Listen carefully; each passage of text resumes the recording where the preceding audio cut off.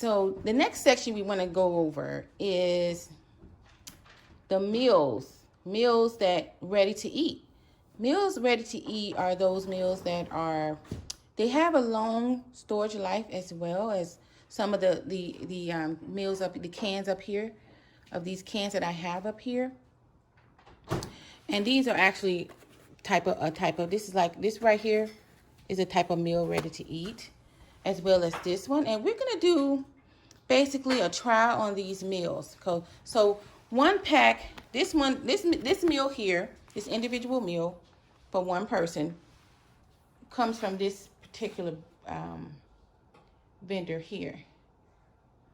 And then on the other hand, I have another type of meal that comes, this is the ready meal. So there's two types of meals we're gonna trial out, and I have two participants that are gonna try these meals out, and just to see how they are. And as you can see right here on the table, I have other meal ideas that are, these meal ideas here are long-term storage ideas. These cans, these are what you call number 10 cans that you can purchase online and from different vendors. Basically, this one here is from the Saratoga Farms. Basically, all these Saratoga Farm number 10 cans come from the Ready Store. And I have to say right now, the Ready Store is basically a one-stop shop for a lot of these items that you see here on the table here. And they are very, very good. And I just wanted to show this is the Ready Store. You just go to readystore.com. These items right here, I want to reiterate as well. These items here are the essentials. That's why I only brought these and put these on showcase, because when you have food and so forth where you need to season, you need to have seasoning, some type of seasoning. So I got this salt, you have chili and lemon pepper. Some, because you don't want to have, say for instance, you have some meat or something you need seasoning. You want to put some seasoning in it, or even your beans. And also for growing children and so forth, they need to have, unless you're a vegan, you would need to have milk, butter, and so forth like that. Those are things like milk and cheese and different things like that. Like this, what I have here is buttermilk and butter powder, and also canned butter. There's also dried milk and so forth that you can use to supplement your diet with. Another item that you want to have in your storage is honey. Honey is good for many things, such as cuts, not just in consumption, but for cuts and everything. Also, I found this product to be a very good product. Why? Because it stores for a long time. It's lemon but that has been dried out, so the storage life is longer due to the food processing aspect of it. And again, this is my Latter-day, the church, I received these from the Church of Latter-day Saints. You can order this online. White and wheat flour. Also oats. These are the three here they sell: the flour, the wheat, and the oats. Very reasonable.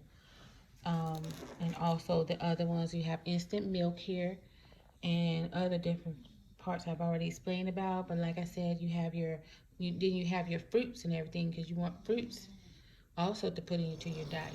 So these and vegetables. So think about that as you're preparing your storage pantry.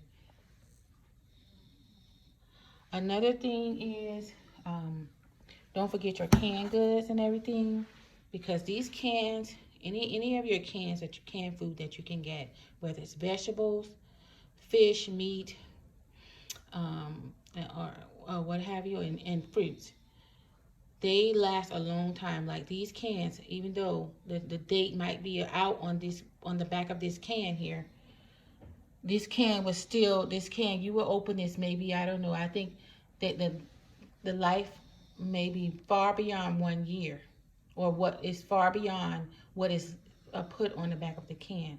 So if you haven't you haven't gone through your food storage and was able to, eat, take and use some and then put away some.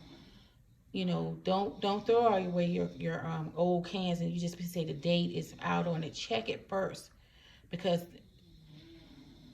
most likely it's still good, unless you see the can has been punctured, or the can is swollen, or it's been the can is, like I said, punctured or swollen.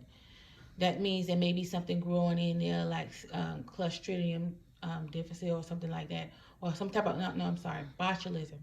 That's the main contaminant that you mostly find with cans.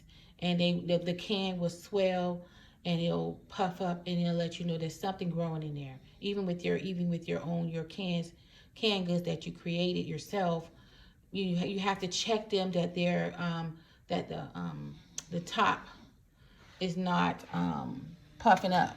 If that seal is broken, it has a little puff in it, or the can is blowing up or something like that, that means something is possibly growing in there. You want to discard that. You do not want to give that to your family. So just be aware of that. But canned goods can last for a long time as well, be far beyond maybe the expiration date sometimes. I'm not advising you to eat expired cans, but like I said, I had that canned good that we just consumed since 2017, and we ate it. It was fresh and it was good. It was edible. So use your own discretion with that. Okay, whether you're going to discard of your foods that you have in your cabinet or not. But like I said, sometimes they're still good and you're able to consume them, especially in an emergency when you have no food. When you're having these number 10 cans, a lot of times you're not going to use everything. Excuse me. You're not going to use everything that's in the can. So you definitely want to have some of these Mylar bags. There are different sizes that you want to get. You can just go online and put in Mylar bag or storage bags and whatnot, and it'll come right up. And I'll try to list some things so that it'll make it easier. But these are bags that have different sizes. Okay, gallon, quarts, whatnot, and 5-gallon bags and so forth. A lot of the 5-gallon bags, people take and they store like flour and different grains inside of those bags, and they put these oxygen absorbers in there.